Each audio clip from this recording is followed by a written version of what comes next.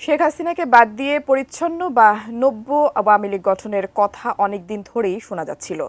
এই দলের হাল কে ধরবেন তা নিয়েও চলছে নানামুখী আলোচনা। এসব খবরে চিন্তিত ভারত।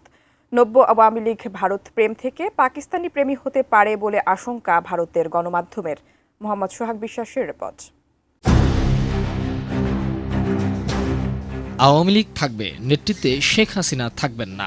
তার ঘনিষ্ঠ হিসেবে পরিচিত নেতারাও বাদ যাবেন।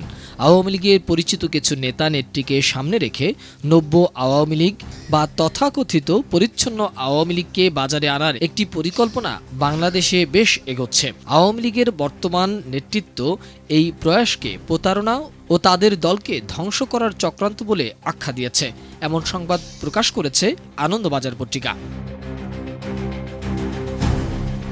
ভারতের ওই পত্রিকার প্রতিবেদনে বলা হয়েছে, ভারতের কূটনীতিকদের এক অংশ মনে করেন শেখ হাসিনাকে বাদ দিয়ে নব্য আওয়ামী লীগ গঠিত হলে দিল্লির পক্ষে তা সুখকর হবে না। কারণ এই পরিকল্পনায় বাংলাদেশের যেসব আওয়ামী লীগ নেতা নেত্রীর নাম উঠে আসছে তাদের ভাবমূর্তি আদৌ পরিচ্ছন্ন নয়। তার উপরে পাকিস্তান ঘনিষ্ঠ হিসাবে পরিচিত রয়েছে বেশ কয়েকজনের নাম। ভারতের এক সাবেক কূটনৈতিকের কথায় জানা গেছে, বাংলাদেশের অভ্যন্তরীণ রাজনৈতিক বিষয় নিয়ে দিল্লির কিছুই করণীয় নেই। কিন্তু আওয়ামী লীগ ঐতিহাসিকভাবে ভারতের বন্ধু ও আস্থাভাজন রাজনৈতিক শক্তি। তার নেতৃত্ব পাকিস্তান বান্ধবদের হাতে চলে গেলে ভারতের পক্ষে তা বিপর্যয়ের চেয়ে কম কিছু হবে না। সব মশার বিরুদ্ধে সুরক্ষা দিতে এলো বসুন্ধরা এক্সট্রিম অ্যারোসল। মশার বিরুদ্ধে এক্সট্রিম সুরক্ষা। জুলাই আন্দোলনের অংশ নেয়া ছাত্রদের সদ্যগঠিত রাজনৈতিক দল এনসিপির নেতা হাসনাত আবদুল্লার একটি ফেসবুক পোস্ট নিয়ে কয়েক সপ্তাহ আগে হইচই হয়েছিল বাংলাদেশে।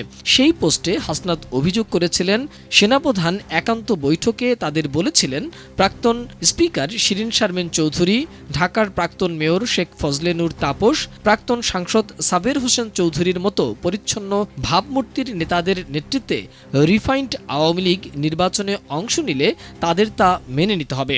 হাসনাত লেখেন, আমাদের বলা হয় রিফাইন্ড আওয়ামী লীগ যাদের দিয়ে করা হবে তারা এপ্রিল মে থেকে শেখ পরিবারের অপরাধ স্বীকার করবেন, হাসিনাকে অস্বীকার করবেন এবং তারা বঙ্গবন্ধুর আওয়ামী লীগ করবেন এমন প্রতিশ্রুতি নিয়ে জনগণের সামনে হাজির হবেন।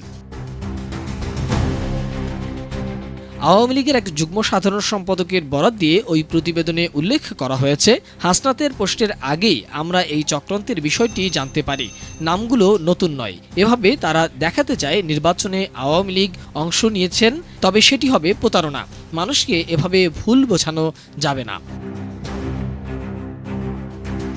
কলকাতায় আত্মগোপনে থাকা এক আওয়ামী লীগ নেতার বরাত দিয়ে আনন্দবাজার বলছে, আপাতত এই রিফাইন্ড চক্রান্তই তাদের সবচেয়ে বড় মাথা ব্যথার কারণ হয়ে দাঁড়িয়েছে। বিভিন্ন এলাকায় আওয়ামী লীগ নেতাদের প্রস্তাব দেয়া হচ্ছে, শেখ হাসিনার বিরুদ্ধে তোপ দাগলে তাদের নিরাপত্তার গ্যারান্টি দেয়া হচ্ছে। এলাকায় ফিরে নির্বাচনে অংশ নিতেও দেয়া হবে, অন্যথায় তাদের ভবিষ্যৎ অন্ধকার। কয়েকজন নেতা, বিএনপি নেতা এবং সেনাদের বংশবদ্ধ ব্যবসায়ী ফোন করে এই প্রস্তাব দিচ্ছেন বলে জানান তিনি। হাসিনার ঘনিষ্ঠ এই নেতা জানিয়েছেন, কলকাতায় আশ্রয় নেয়া কিছু নেতাও এই দিকে ঝুঁকছেন বলে তারা খবর পেয়েছেন। মোহাম্মদ সোহাগ বিশ্বাস, এটিএন নিউজ, ঢাকা।